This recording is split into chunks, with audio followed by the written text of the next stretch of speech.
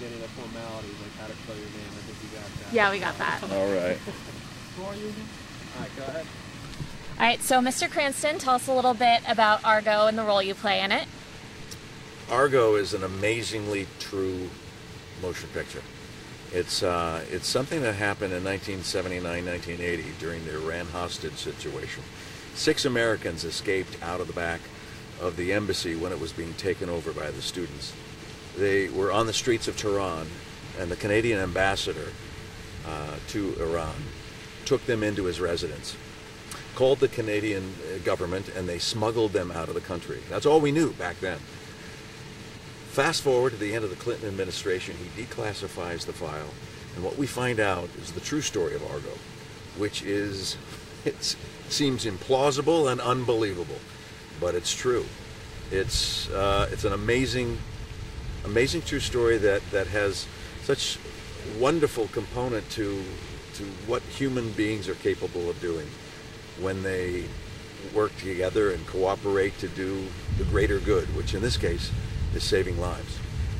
So tell us a little bit about your character and what attracted you to the movie. My character, I play a character named Jack O'Donnell, who's a composite character, a CIA officer. He's directly in charge of Ben Affleck's character of Tony Mendez, a real person who was instrumental in going over to Iran and rescuing these 6 Americans. He puts me in a position sometimes of difficulty, but once again, there's so many people in this that rise to the occasion and become heroic for this noble cause. It's really a film that is so inspiring, and people are standing up and cheering at the end of it. It's really wonderful. Okay, so let's talk a little bit about your ties to the Valley. You're part owner of the Cinemas Palme D'or, so how did that get started?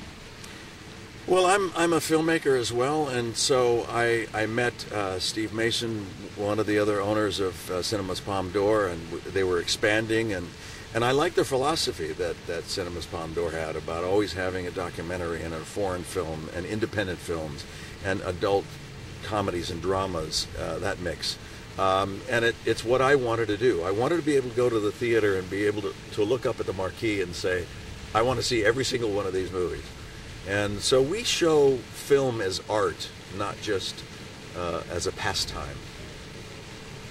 Great, and I want to ask you a little bit. We got to see you last night on our own station, KMIR, on 30 Rock. All right. What was that like? Was it fun to shoot? Are we going to see a little more of you? 30 Rock was a blast. It's so well written. It's a legendary show, and to be able to be a part of it in just a little slice was a thrill for me, because this is their last season, and so I hope to be able to stay connected with them. I don't know if I'll make a return trip, but it was fun to play that role too of Kenneth's mother's boyfriend, who he just hated for many years, and we find out it's only because he's his mother's boyfriend. He's really a sweet guy, so it was fun. And a couple of Breaking Bad nerd questions. Okay. I gotta ask you about the ricin. Is that a little bit of a Chekhov's gun? Are we ever gonna see anybody eat that ricin? I just put some in your soda, so Worth it. you're going to no. The ricin is a true component. I mean, it is a very deadly poison, and it's very difficult and very toxic, as you might imagine. And it's one of the elements that we use in Breaking Bad that really reinforces the element of science and how critical it plays in our lives. And I'm going to miss it too. We have 8 more episodes of Breaking Bad to shoot. It'll air next year, and then we say goodbye. And I hear you're directing one of those episodes, and you've done Modern Family also, right? So do you enjoy directing? Was that something you bonded with Ben Affleck with being an actor/director? Yes, there were conversations that we had with Ben to find out how he approaches things. Just by working on the movie of Argo, I was able to witness how he approaches each day and that sort of thing. And you sort of pick it up without even asking questions. You pick up through osmosis, through watching and observing. And there are several things that he did that I will steal and claim as my own. So But yeah, I've directed Modern Family. I directed an episode of The Office, which comes up in a couple weeks, and I'll direct the first episode of our last season of Breaking Bad. So I do enjoy it. It's a different hat, but it's still related to storytelling. Great. And so what's up next for you once Breaking Bad wraps? I mean, that's obviously huge. Are you thinking about going back to TV? I think what I'll do is take it easy for a little while, maybe 2 or 3 days, and then get back to work. I enjoy working. I'm out here in the Coachella Valley. We have the greatest golf courses in the world, but I don't play golf. So what I like to do is to write and direct and tell stories.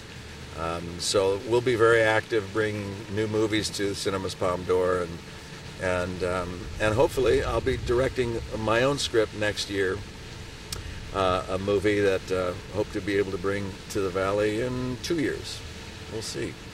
Great. Can you guys think of anything I missed? I was gonna say, you did Malcolm in the Middle for all those years, and then you did Breaking Bad. Obviously, comedy or drama, like which one do you prefer? Like, do you like one more than the other? Is it about the same for you? How do you feel about it? When it comes to whether I prefer comedy or drama, it's really about how well the story is told. I would do children's theater if it was a good story. Truly, I would. So whether it's a multi-million-dollar movie and a big Hollywood epic, or whether it's, changing clothes with everyone else backstage and then hurry up and putting your own makeup on, it really doesn't matter that much to me. So I'll go wherever the good stories are. And I think that's the one thing I've truly developed over the 33 years of working as a professional actor, and that's to be able to identify well-written material.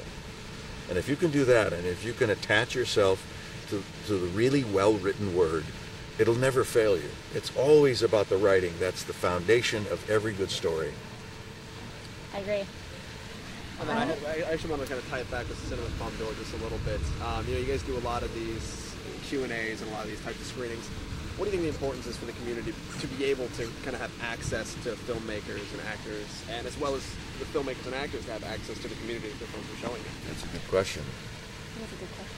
I think what we try to do at Cinemas Palme D'or in bringing up a lot of filmmakers and actors to conduct questions and answers after a screening, it's to reach out and to share the experience of filmmaking. So I'm in that business. I do that for a living. And I'm excited to come out here. I've come out here a lot, and I'm excited to come out each time to share that experience, because what we find with our customers is that they are more interested in how the story is put together, the pieces of the puzzle, as well as experiencing the finished product. And those are people who love art in many different forms, whether it's visual art or musical art or performance art.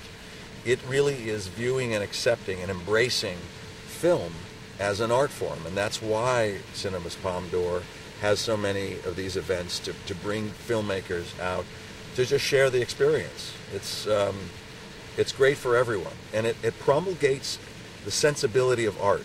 So if there's some kids in the screening tonight at the Q&A or over the weekend, and they get excited about watching the story of Argo, how it unfolds, maybe they too will become an artist in their own right. And maybe that might be music or writing or directing or whatever, sketch art or sculpture. It doesn't matter. It's all about telling a story. All right. I know you did stand-up one time, you said, in 1981. You never would consider doing that again? What was that like for you? I did stand-up comedy in 1981, I believe it was. And I did it because I was frightened of it. And that's really all. It was something that I knew that I wondered if I could do. It's you, a microphone, and a light on you, and a lot of people drinking. And so I did it for 9 months, and I rose to the level of mediocrity, and that's where I stayed. It takes a special kind of person to be able to do that kind of work. And after 9 months, I was anxiety ridden about it, and I got to get better, and I have to do this, and my jokes aren't as good, and I keep doing it. And I realized, wait a minute, I accomplished what I wanted to do. I I got up on stage numerous times over 9 months to overcome my fear of it. Now I'm not afraid of it. I'm just not that good at it. so I had to realize that and get back to what I feel comfortable with and doing, and taking on new characters and trying new things. And, that includes, being entertaining and trying to think of humorous anecdotes, when I'm doing a Q&A at the theater and things like that. So it's fun to do, and I truly enjoy it. Great. Now, Breaking Bad, I mean, obviously, everybody's going to love it around here. What are we going to expect from this next season? I mean, I think we all can assume there's going to be something crazy. With Breaking Bad, you can always assume that there's going to be something crazy. It is, after all, called Breaking Bad. Yeah. So the likelihood of something going good, not so much. I have made it a habit not to ask what is going to happen in the episodes ahead. So I don't know what's going to happen in these last 8 episodes, what we're going to be doing. I have no idea. I don't ask, and they don't tell me. I read the scripts about 5-6 days before we start shooting, and that has to do, and it keeps my mind straight, and because there's so many twists and turns to my character, and I want to stay true to what's happening to him at that given time. And so it just works better for me not to know in that situation. So you didn't expect the character to go from a school teacher to a meth kingpin? Like, you never really saw that coming? It was just it just evolved that way, and you knew as you went along? When I met Vince Gilligan, he told me that he wanted to change this man from a good person to a bad person over the course of the series. And I thought, this has never happened before in the history of television. So that's groundbreaking in and of itself. And now we find ourselves in truly a golden age of television, where people are taking far more risks than they used to. They're taking chances like you can't believe. Well, Breaking Bad, if it was introduced 6-7 years ago, it would have been rejected. There has to be an alliance of the stars, and everything has to be just right in order for that to happen. And I'm just really grateful that it did happen. It changed my life, gave me great opportunity to do a lot of different things, especially Argo, which I'm tremendously proud of. And it's a story that really highlights, through cooperation, what human beings are able to do. And there's no greater service, and there's no greater mission or honorable mission than to save other human beings' lives. And that's something everyone can cheer about. So go see Argo. Go see it this weekend. It's great! And then I just have one more, the one I wanted to ask at the last Q&A and I didn't get to. Breaking Bad, award-winning show. Aaron Paul just won for supporting actor. I mean, his character, Jesse, which was originally planned to be killed off in the first season and luckily wasn't. How is it working with Aaron Paul? Because the relationship that you guys have on screen is just brilliant. What's it like off screen? Well, Aaron Paul is one of those gifted young guys who comes along who is actually extremely talented as an actor, but he's even more talented as a human being. He's a sweet, honorable, lovely guy. He literally will pull over the car if he sees, a wounded sparrow and try to nurse it back to health, and whereas I would pull over and eat the sparrow.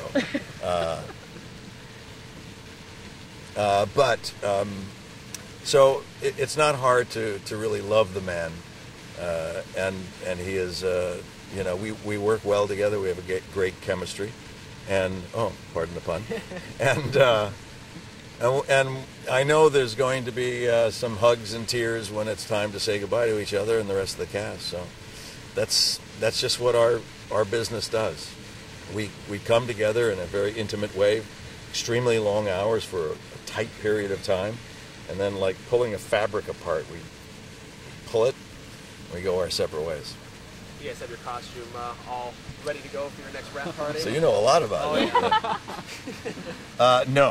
No, the costume tradition at the wrap party has to come to us while we're shooting. It's not something that we think about way in advance. So somewhere around January, February, I'll start thinking of that and pitch Aaron with the ideas of how to do it. he'll say no, and I'll say yes, and he'll say no, and we'll get around it, and we'll figure out what to do. It's a lot of fun. Thank you so much. Thank you. Appreciate it.